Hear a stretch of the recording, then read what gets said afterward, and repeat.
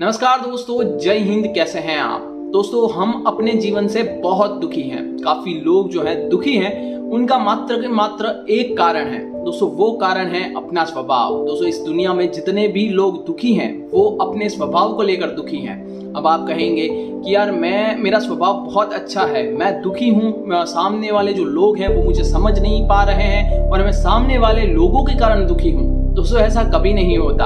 हम कभी भी सामने वाले व्यक्ति के कारण हम कभी दुखी नहीं रहते। हम दुखी और दुखी मात्र एक ही कारण से होते हैं, वो है अपना खुद का स्वभाव। दोस्तों, खुद के स्वभाव के कारण ही हम जीवन में दुखी रहते हैं। आप देख लीजिए, मैंने तो ट्राई कर लिया है, मैंने काफी लोगों से भी पूछा है कि लोग दुखी क्यों हैं, अपने स्वभाव के कारण। दोस्तों, आप भी ट्राई कीजिए, आप भी बहुत से लोगों को पूछिए और उनका मंतव्य देखिए कि लोग क्यों दुखी हैं।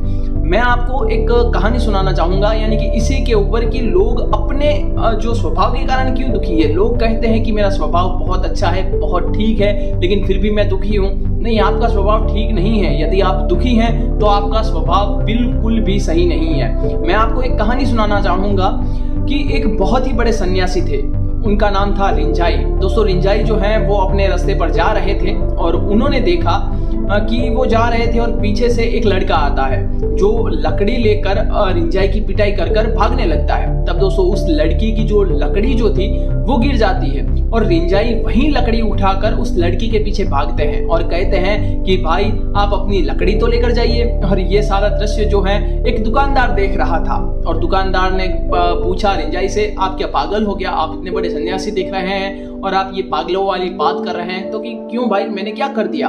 तो उसने कहा कि इस लड़के ने आपको लकड़ी मारकर चला गया, आपको पीट कर चला गया और आप उसे लकड़ी देने के लिए बोल रहे हैं। तो दोस्तों, रिंझाई ने बहुत ही खूबसूरत जवाब दिया। उन्होंने कहा कि जब मैं एक बड़े पेड़ के नीचे बैठा था, तब अचानक से उस पेड़ की एक बड़ी शाखा मेरे ऊपर आ गिरी। गलती से वो मेरे ऊपर आ गिरी तो मैंने उस वृक्ष को कुछ नहीं कहा, तो इसमें भाई को क्यों कुछ कहूं? तो दुकानदार कुछ समझ नहीं सका। तो उसने कहा कि अगर वृक्ष की शाखा मेरे पर अगर गलती से गिर सकती है, तो आज इस भाई की ये जो लकड़ी है ये मेरे पर गलती से गिर गई, तो मैं इस भाई को किस तरह से मैं कुछ कह सकता हूँ? तो दोस्तों, इसने कहा कि मैं किस तरह से इस सामने वाले व्यक्ति को कुछ कह सकता हूँ, क्योंकि रिंझाई की जो देखने का जो नजरिया था वो ऐसा नहीं था, वो द्वेष भाव वाला नहीं था, यानी कि वो प्रतिशोध वाला नहीं था। और दुकानदार जो था उसका नजरिया केवल मात्र एक ही था, द्वेष भाव और प्रतिशोध से भरा हुआ उसका नजरिया था। इसीलिए उसने कहा कि आपको उसको मारना चाहिए था या फिर आपको उसको कुछ कहना चाहिए था। नहीं दोस्तों, तो रिंझाई कहते हैं कि आपका जो नजरिया जो होता है वो प्रतिशोध से भरा होता है। तो दोस्तों, आपको क्या देखना है ये आप पर डिपेंड करता है। यदि आपके अंदर ही ये जो द्वेष भाव होगा, ये जो प्रतिशोध होगा, तो आप कभी जीवन में आगे नहीं बढ़ सकते या फिर कभी सुखी नहीं रह सकते। तो दोस्तों, रिंझाई का बहुत ही सिंपल सा आइडिया था कि अगर आपको कोई कहता है तो आप उसे सिंपल में लीजिए, आप उसका रिएक्शन मत दीजिए। अगर आपको कोई एक्शन करता है तो आपको रिएक्शन नहीं देना है। यदि आपको कोई कुछ कहता है तो आपको उसको इग्नोर करना है। अगर आप इग्नोर करने की ये जो टेक्निक आप आजमा लेंगे अपने जीवन में, तो आप बहुत आगे जा सकते हैं। तो दोस्तों, इसी तरह से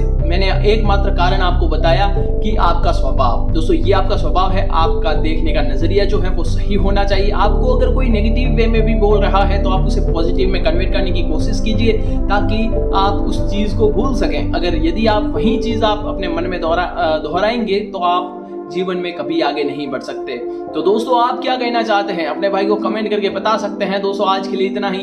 अगले वीडियो में फिर कुछ अच्छी स्टोरी लेकर आऊंगा। तो दोस्तों, जय हिंद, भारत माता की जय।